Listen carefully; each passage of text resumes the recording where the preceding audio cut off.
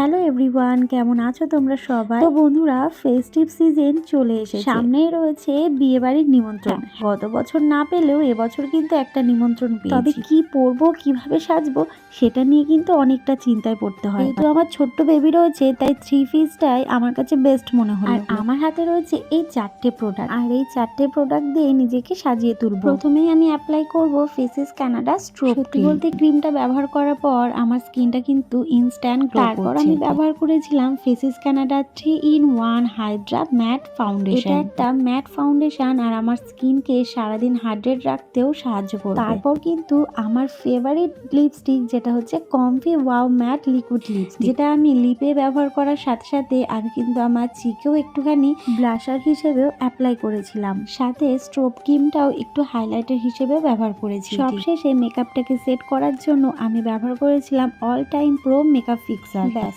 আমি কিন্তু একদম রেডি। মাত্র 4টে প্রোডাক্ট নিয়েই আমি কিন্তু নিজেকে রেডি করে নিয়েছি। তবে আমাকে কেমন লাগছে অবশ্যই কিন্তু কমেন্ট করে জানাও। আমি কিন্তু প্রতিটা প্রোডাক্ট আমি কিন্তু ট্যাগ করে দিয়েছি, আর তোমরা কিন্তু পারচেস করতে ভুলো না। চলো টাটা।